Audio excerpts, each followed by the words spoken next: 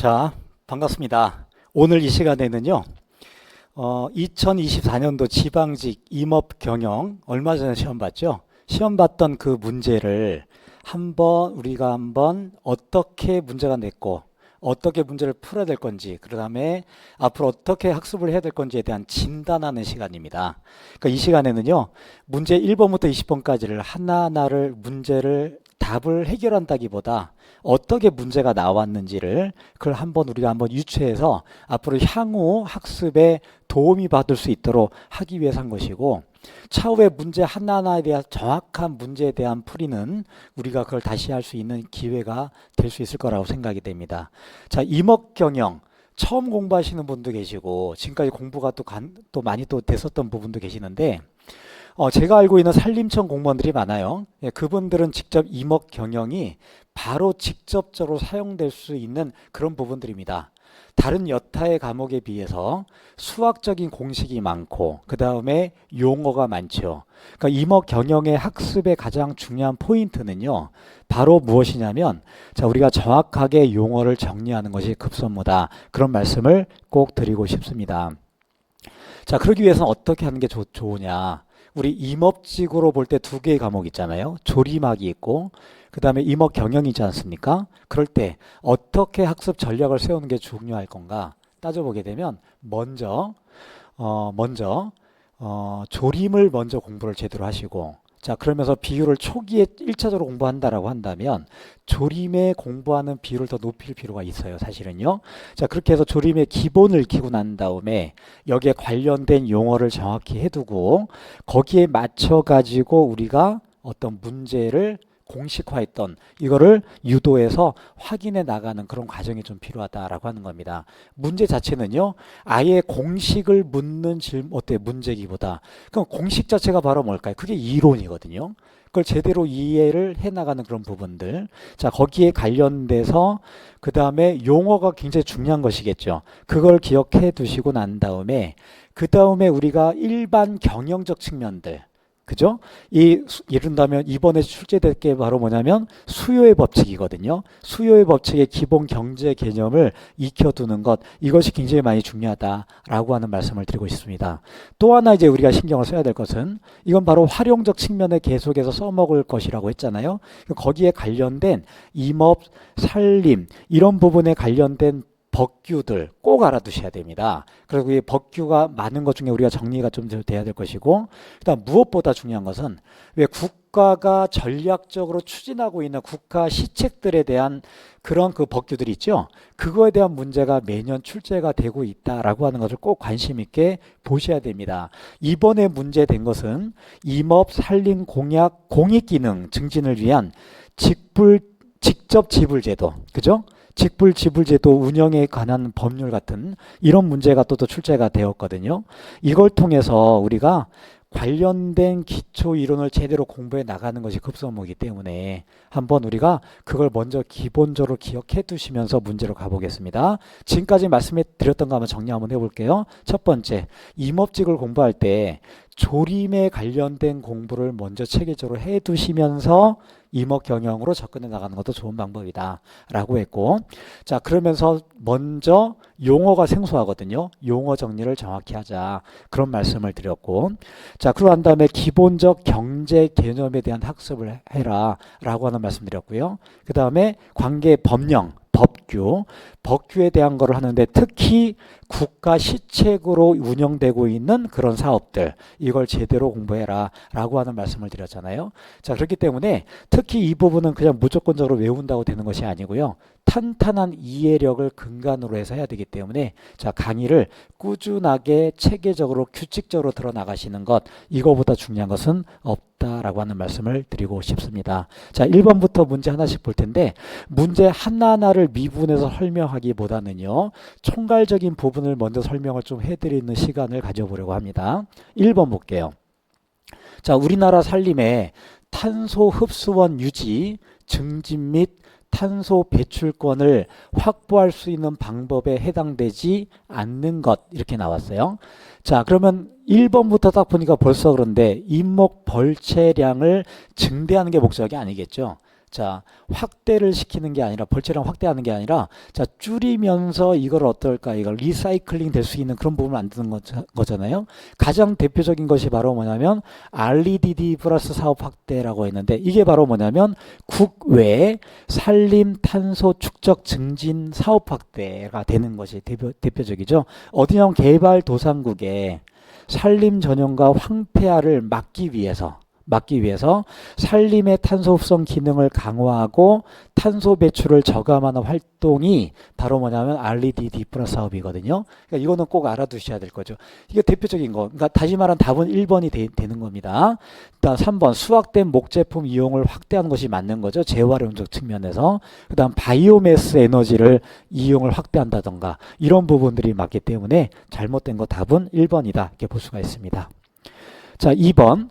자, 법정림에서 법정 연벌량에 해당되지 않는 것이 바로 뭘까? 그래서 우리가 보면 여기에 윤벌기가 나와 있고 벌기인 분재적 나와 있고 하기 법정 축적이 나왔고 법정 수확률이 퍼센테이지 나왔고 이거에 대해서 우리가 쭉 나왔다면 먼저 볼게요.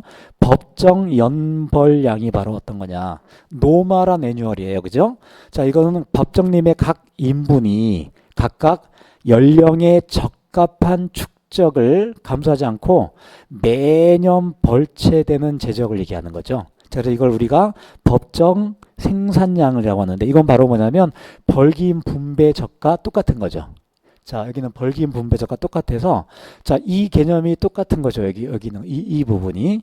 자, 그렇게 하고 그다음에 벌채 기간의 평균 생장량과 윤벌기를 곱해 주는 거죠. 윤벌기 뜻이 뭐예요? 자, 이제 용어가 정리가 되지 않으면 공식으로 넘어가기가 상당히 좀 어려운 것이죠.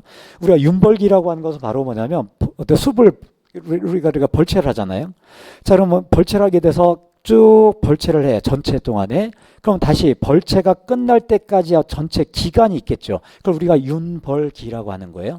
그러니까 우리가 법정 생산량은 어떻게 되냐면 벌채 기간의 평균 생장량의 윤벌기를 곱해주는 개념, 이렇게 우리가 정의를 내릴 수가 있는 거죠. 자, 그렇게 따져본다면 각각 각 연계 연령 생장량을 다 더해주는 거라든지, 그러니까 여기 좀 전에 말했던 요거니까 잘못된 건 답은 2번이 답이 되는 거죠. 자, 그렇게 해서 우리가 기본적인 개념에서 법정 연벌량을 구하는 게 단순하게 공식이라기보다는 이거를 정확히 이해를 하고 있는지를 묻고 있는 그런 문제다, 이렇게 볼 수가 있습니다. 자, 3번 수학 조절 공식에 해당되는 것이 어떤 것이냐. 다음 수학 여러 가지 공식들이 있는데 우리가 볼게요. 자, 여기에 답은 바로 뭐냐면 폰만텔 공식법인데, 폰만텔 공식법은 어떻게 되냐면 표준 연벌 체량이 윤벌기, 좀 전에 얘기했죠. 윤벌기 분의 자, 현실 인분 축적을 2배 해준 값, 이렇게 되는 거죠. 2 곱하기 현실 인분 축적, 이렇게 해준 것이 바로 우리가 얘기하는 바로 뭐냐면 폰만텔인데, 폰만텔 공식법은 동령 인분의 허용 가능한 벌채 단위의 빠른 추정을 위해서 고안된 방법이 바로 폰만텔 공식법이에요. 이거고요. 그다음 마이어 공식법은 바로 뭐냐면 모든 크기의 나무들이 동등하게 분배된 벌채 지역을 마이어 공식법, 이렇게 얘기합니다. 그러니까 하이어 공식법은 바로 뭐냐면 토지 소유자가 조절되지 않는 산림을 법정 상태의 조림으로 전환할 때 사용되는 거. 이게 하이어 공식법. 문제 잘 나오죠, 이것도. 자, 그 다음에 한즈릭 공식법이라고 하는 것은 바로 뭐냐면 노령림이 있어요. 거기에 법정림 전환 단계에 발생되는 문제를 중점으로 지속 가능한 연년 벌채량을 결정하는 방법 해가지고 이렇게 우리가 보면 마이어 공식, 그 다음에 폰만텔, 그 다음에 하이어, 한즈릭 공식법이 있어서 매년 출제가 어떻게 되냐면 돌아가면서 바꿔가면서 문제가 나오는데, 이번에 수학 조절 공식이 문제가 나왔다면 아마 다음에는요 지방지역으로 나오게 된다면 이거에 대한 용어들 어떨 때 사용되는지가 출제될 가능성이 매우 높아요. 굉장히 시험 문제가 잘 출제될 그런 문제들이라고 보시면 됩니다. 자, 4번 국유림 경영계획 지왕조사의 지종 구분에서 인목도 산정 인자에 해당되지 않는 것이라고 했어요. 원래 우리가 보면 산림조사는 지왕조사가 있고 임황조사가 있고 그래요. 자, 지왕조사는 인목의 생육과 환경에 미치는 지형적, 환경적 특성을 조사하는 것이고요. 이망조사는 또 이렇게 여기가 종류들이 나오는데, 자, 지종 구분에 우리가 볼 때 우리가 제적 있고 인목 본수가 있고 흉고 단면적이 있고요. 요것이 잘못된 겁니다. 자, 그래서 답은 4번이 되고요. 자, 그 다음은 넘어가겠습니다. 자, 국유림 목표에 대한 설명으로 옳지 않은 것이라고 했어요. 국유림은 우리가 여러 가지로 볼 때 그 여러 가지 목표가 있어요. 첫 번째, 총체적인 목표는 산림 생태계 보호 및 다양한 산림 기능의 최적 발휘다. 맞죠? 두 번째, 경영 수지 개선도 굉장히 중요하죠. 이게 주 목표예요. 근데 높은 비중을 차지하진 않는다가 잘못된 거죠. 자, 이건 높은 비중을 갖게 되네요. 이것도 경영 수지 개선도. 이거 꼭 기억하시기 바랍니다. 그 다음 주 목표 및 부분 목표를 달성하는 과정에서 목표가 상충되면 법적 제한 사항과 보호 기능을 우선하는 것이 원칙이다. 맞죠? 법적인 부분 따져봐야 되고 보호 기능을 따져봐야 되겠고요. 일단 휴양 및 문화 기능은 국민의 건강을 증진하고 삶의 질을 개선하며 경제 여건에 안정하게 한다. 여기서 중요한 것은 바로 뭐냐면 경영 수지도 굉장히 중요한 주 목표가 되는데 그것도 높은 비중을 갖게 된다라고 하는 거 알아두시면 됩니다. 자, 6번. 자, 공사유림 경영계획 작성 및 운영 요령 문제 잘 나오는 문제입니다. 이것도 문제 잘 나오는 문제입니다. 자, 그 중에서 답이 2번이 답이 되는데 임반 나왔죠. 임반은 소반, 보조도반, 다시 말하면 산림 구획을 어떻게 하는 걸까? 골결 형성을 해 이렇게. 그러면 웬만해서 이걸 골결 형성했다면 이거를 바꾸는 게 좋을까요? 바꾸지 않는 게 좋을까요? 그렇죠. 바꾸지 않아야 되겠죠. 그래서 우리가 임반의 경계 및 번호는 특별한 경우를 제외하고는 변경하지 않아요. 자, 그래서 우리가 2번이 잘못된 것이 우리가 달리 구획한다 이거 잘못된 거예요. 특별한 경우에 바꾸지 않는다. 우리 마찬가지인데 우리가 왜 그 주소지 지번 이런 것도 바꾸게 되면 상당히 혼동될 거 아니겠어요, 그죠? 자, 이건 우리가 기본 골격을 형성하기 때문에 이거는 웬만해서 바꾸지 않는다라고 하는 것이 2번이 답이다라고 하는 겁니다. 자, 그 다음에 7번. 산림 경영의 지도 원칙 중 보속성이라고 해서 보속성에 대한 설명으로 옳지 않은 것은 하고 문제가 나왔죠. 자, 그 중에서 우리가 보면 몇 개의 선정에서 볼 때 보속성의 원칙은 모든 원칙에 우선하며 지배적 위치를 차지하고 있는 게 맞는 거예요. 이렇게. 자, 그 다음에 우리가 보면 그 멘탈이라고 나온 거죠. 멘탈. 자, 산림에서 자, 특징을 볼게요. 해마다 거의 균등하게 목재 수확을 할 수 있어야 되는 것이고요. 그죠? 자, 그 다음에 우리가 실질적으로 필요한 목재를 영속성으로 공급해야 된다는 그런 경영의 원칙을 가지고 있어야 되는 것이죠. 가장 큰 게. 그 멘텔은 보속이란 원년의 목재 수확을 양질적으로 균등하게 보속하는 것으로 규정하고 있다. 이렇게 나와 있잖아요. 자, 그래서 우리가 여기서 볼 때는 그 보속성의 부분에서 요 부분이 우리가 잘못된 거라고 볼 수가 있겠죠.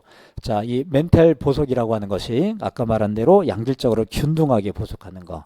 자, 그러면 우리가 그런 측면에서 그 양적보다는 질적이라고 했는데 이것이 잘못된 부분이다. 그러니까 양적으로라고 하는 그런 개념 이렇게 보시면 되고 나머지 참고하시기 바랍니다. 자, 8번으로 가보겠습니다. 시장에서 거래되는 재화에 지불되는 가격을 참조해서 환경재와 서비스의 가치를 추정하는 산림의 공익적 기능 평가예요. 공익적 기능 평가에 여러 가지가 있는데 자, 우리가 정리 한번 해볼게요. 산림의 공익적 기능 평가 방법을 크게 4가지로 정리할 수가 있어요. 첫 번째, 시장 가격에 의한 가치 평가예요. 그러니까 시장 가격에 의한 평가가 있고요. 두 번째, 자, 시장에 사용되는데 시장 대리 시장 가격이죠. 직접적으로 시장 가격에 하지 않지만 그 안에 가치를 가지고 있는 것이죠. 시장 가격에 의한 평가는 생산성 변화법, 소득 손실법이고요. 대리 시장 가격에 의한 가치 평가의 대표적인 게 바로 뭐냐면 여행 비용법, 그다음 자산가치법, 임금 차이법 등등이 있죠. 여기에 보면. 자, 그래서 우리가 보면 그 사이의 종류들이 좀 나왔다고 보시면 됩니다. 조사에 의한 방법이 임의 가치, 그다음 델타리 방법이 있고요. 비용에 의한 방법은 기회비용법이 있고 비용 효과가 있고 예방지출법, 그다음 대체비용법 등이 있어서 우리가 볼 때 그 여기에 그 평가의 지수가 되지 않는 것 어떤 걸 답을 찾아 나가면 되는 거냐면 자, 답은 임의 가치 이렇게 볼 수가 있는 겁니다. 자, 우리가 바로 뭐냐면 그러니까는 어때 그 가격을 참조할 때 환경 재화나 서비스의 가치 추정하는 거에서 맞지 않는 것 이렇게 볼 수가 있는 거죠. 조사에 의한 방법인 임의가치법이 답이다 이렇게 볼 수가 있습니다. 자, 9번입니다. 자, 생산 함수에 대한 설명을 옳지 않은 것, 생산함수.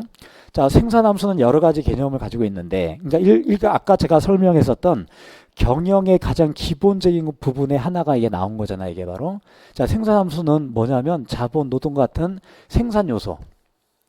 그러니까 투입량과 그로부터 얻어진 산출량 사이의 관계를 표현하는 방정식이 되는 거죠. 그러니까 다시 말하면 생산 요소와 산출량에서.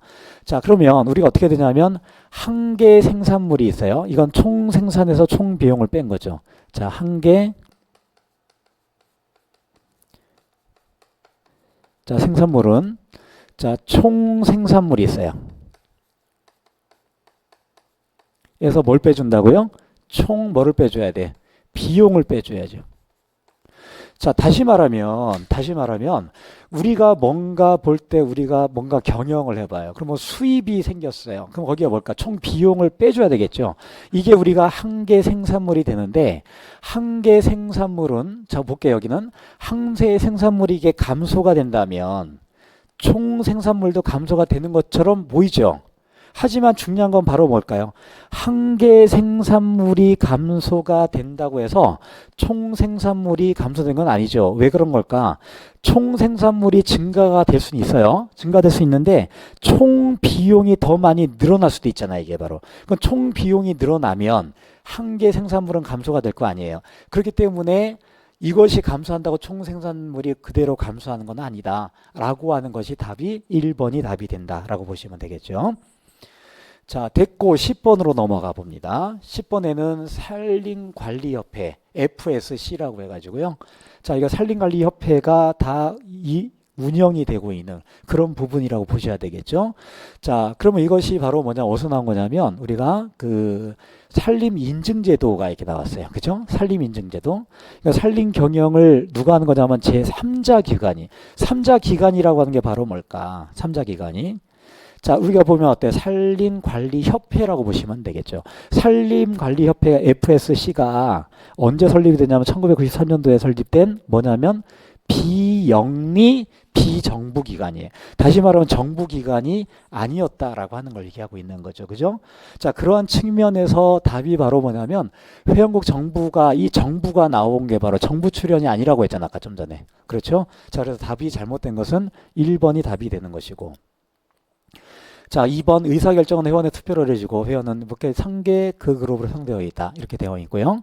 자, 이건 뭐 크게 중요한 건 아니죠. 근데 여기서 볼 때 중요한 것은 인증제도가 중요해서 여기에서 우리가 어떤 인증을 받기 위한 것이냐. 자, 볼게요.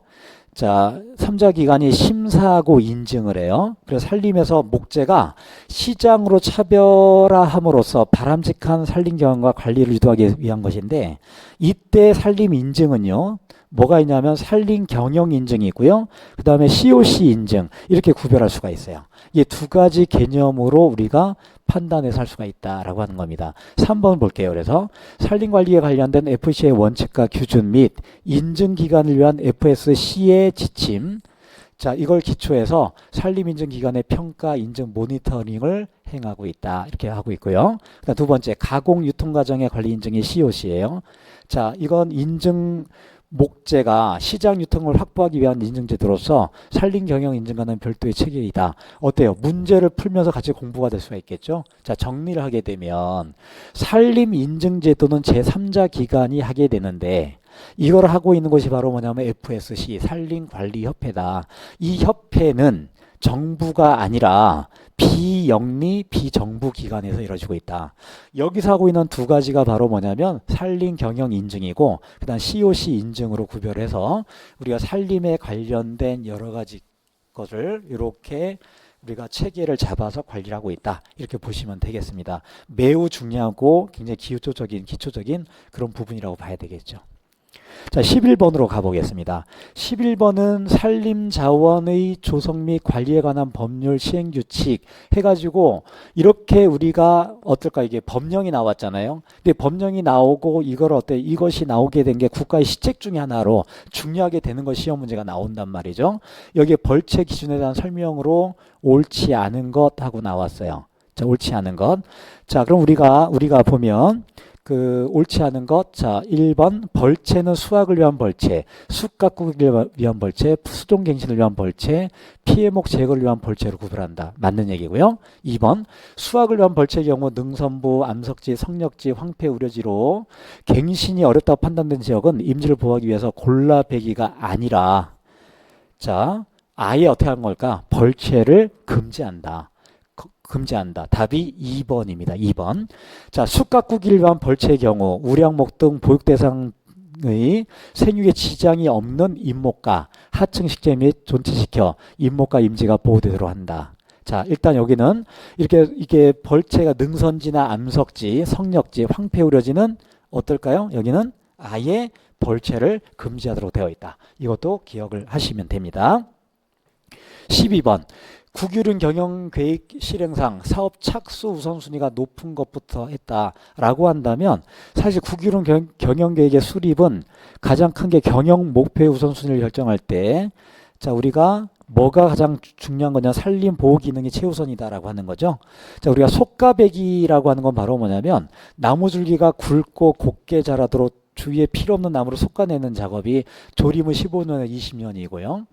자, 그다음 가지치기가 있고요. 그 다음에 우리가 보면은 뭐가 있냐면 천연임 보육이 있고요. 그 다음에 우리가 천연임 보육이라고 하는 건 바로 뭐냐면 천연임 대상으로 하는 거죠, 이게. 그래서 우리가 보면은 생육 공간을 좀 늘려주게 되고, 그 다음에 형질이 불량한 거라든지 피해 목들을 제거해 주는 거잖아요. 그 여기서 볼 때 가장 시행착수가 높은 거는 좀 더 대단위적인 거, 15년, 20년 이상이 된, 20년 된 이게 속가배기, 이것이 가장 우리가 가장 크게 이루어지게 될 거고, 그다음 가지치기, 그 다음에 천연림 보육, 그 다음 음삭갱신지 보육이 이 순서대로 이렇게 이루어질 것이다 라고 하는 거 보시면 됩니다. 자, 그 다음에 13번 볼게요. 산림 수확 조절 방법 중에 평분법이라고 해서 성평분법, 옳지 않은 것이 바로 무엇인가 라고 했습니다. 자, 우리 보면 이렇게 볼게 몇 가지만 정리해 볼게요. 면적 조절법이 있어요. 면적 평분법이라고 하죠, 이거를. 자, 이것은 재적 수확의 균등보다는 장소적 규제, 이걸 중시하게 면적 조절법. 자, 면적 평분법은 해서 각 분기의 벌채 면적을 갖게 하는 방법이 바로 이겁니다.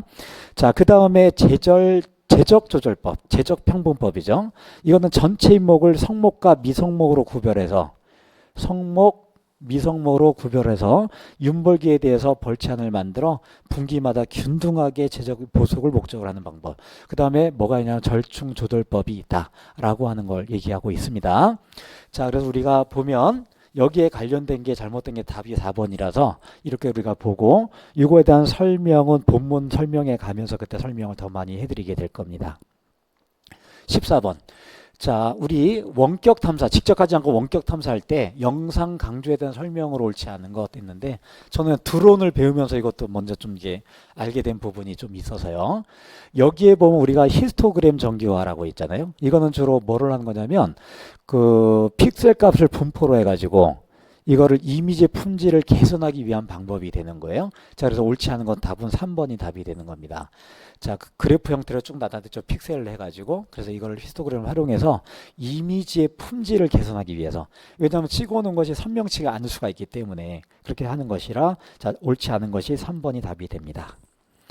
자, 15번입니다. 자, 원목 규격 고시가 있어요.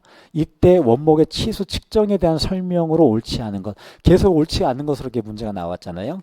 자, 여기서 볼 때 옳지 않은 게 2번인데 뭐가 잘못된 거냐면 원목의 평균 지름은 말구 지름과 원구 지름 평균한 지름 말하는데, 이때 평균 단위의 치수는 얼마로 하냐면 10mm로 하고, 그 다음에 10mm 미만의 끝수는 끊어버린다. 이거 항상 기준입니다. 자, 그렇게 기억을 하고 계시면 됩니다.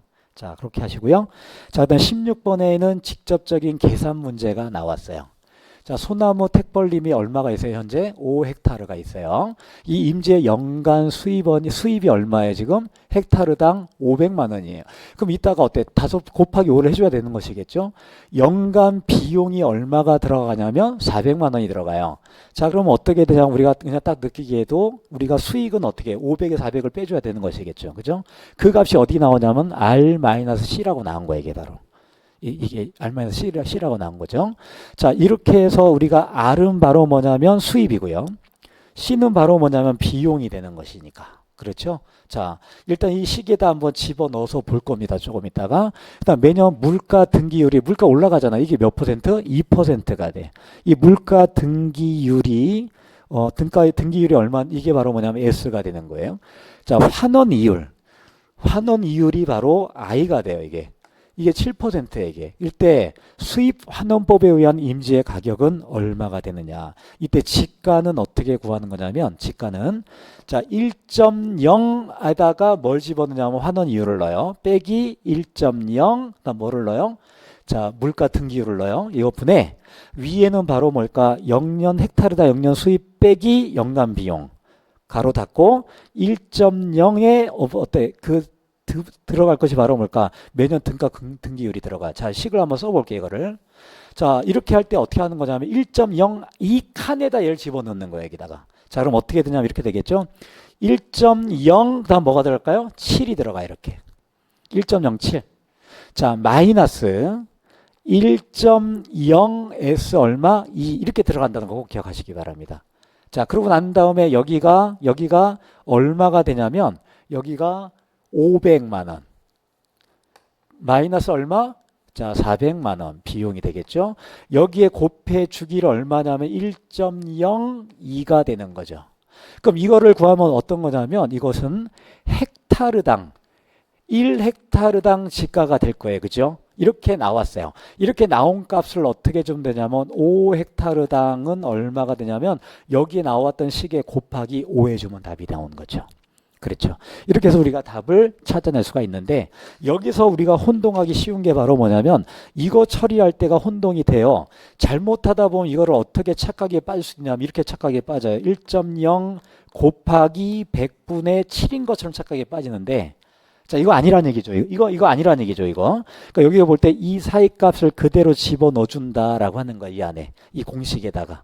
자, 우리가 볼 때 이것이 처음에 서툴게 되면 많은 실수를 할 수가 있거든요. 그런 부분을 조심해 주시면 그러면 되겠습니다. 자, 이거 이외에 다양한 식들이 나오는데 공식 자체 이렇게 활용이 되고 있다라고 보시면 그러면 되겠습니다. 자, 정리되셨죠? 자, 그래서 이게 직접적인 계산 문제가 한 문제가 나왔어요. 자, 그 다음 17번도 볼게요. 자, 17번. 임목 소유자가 직영으로 한대, 지금. 직영으로 생산할 경우 임목 가격은 원목 시장 가격에서 벌초 사업비만을 투입 자본으로 보고 이에 대해서만 이익을 계산하는 시장가 역산식은 어떤 것이 되느냐라고 나왔어요. 그래서 우리가 임목 소유자 직영으로 생산할 경우는 어떻게 되느냐? 가장 기본적인 개념에서 우리가 뭐가 나오냐? 원목 시장 가격에서 뭐를 빼주냐면 총 비용과 이윤을 더해준 걸 빼주면 되는 것이죠. 그런 개념으로 나오게 돼서 답을 우리가 구할 수가 있는 건데 자 어떤 것이 답이 나오냐면 이렇게 됩니다. 원목 시장 가격이 있죠. 여기에 빼주길 어떻게 총 비용 가로 열고 1 더하기 5 그 다음에 어떻게 월 이율을 집어넣는 거예요. 월 이율. 자 이렇게 우리가 찾아서 우리가 답을 찾아낼 수가 있는 겁니다. 답은 1번이 답이 되는 겁니다. 자, 18번으로 넘어가 볼게요. 자, 다기준 의사결정 방법 중에 AHP라고 있어요. AHP. 이거에 대한 설명으로 옳은 것 이렇게 나왔는데 자, 우리 보면 옳지 않은 것은 나왔는데 자, 여기 아는 것. AHP가 어떤 걸까? 여러 목적들이 의사결정자에게 중요한 상황에서 대안을 선택하는 기법으로 상대적인 비교평가를 수치해서 주관적 평가에 의해 대안 간 중요도를 평가 복잡한 문제를 해결하는 방법이에요.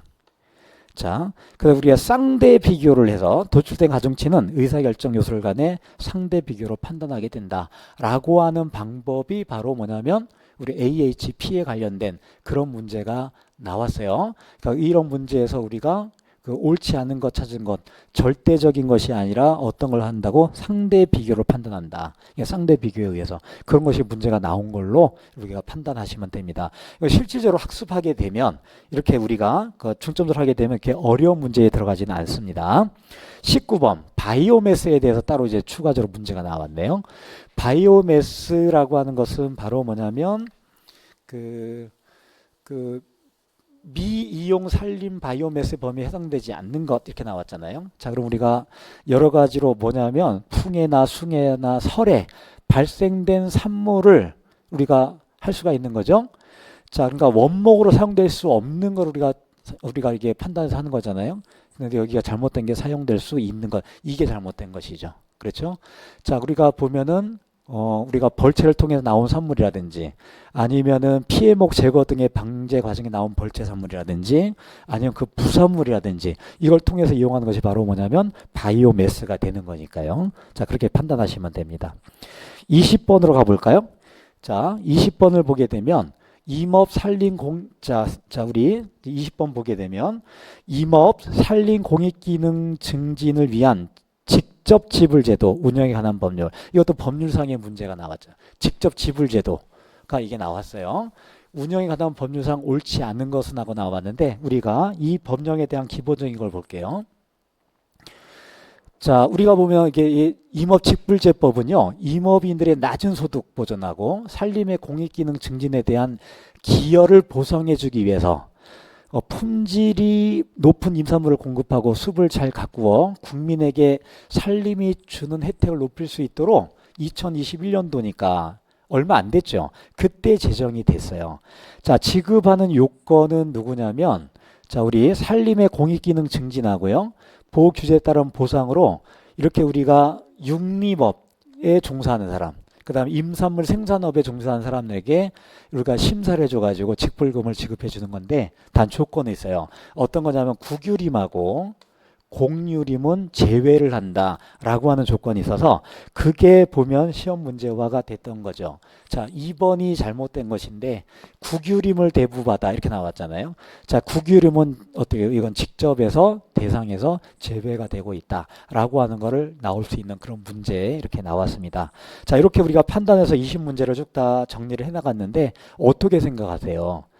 사실은 이게 제가 오늘은 문제의 파악을 위주로 하고 문제 하나하나에 대한 설명을 하진 않았지만 문제를 봐가면서 느낄 수 있었던 건 바로 뭐냐면 조금만 더 체계를 잡아 놓으시게 되면 훨씬 더 수월하게 될 수가 있다라고 하는 것이 바로 뭐냐면 임업경영이에요. 그러니까 임업경영은 다시 정리하게 되면 조림을 제대로 공부하실 것, 첫 번째. 자, 됐나요? 두 번째, 용어 정리를 확실하게 해두실 것. 확실하게 될 것. 세 번째, 관계 법령을 이해를 해두실 것.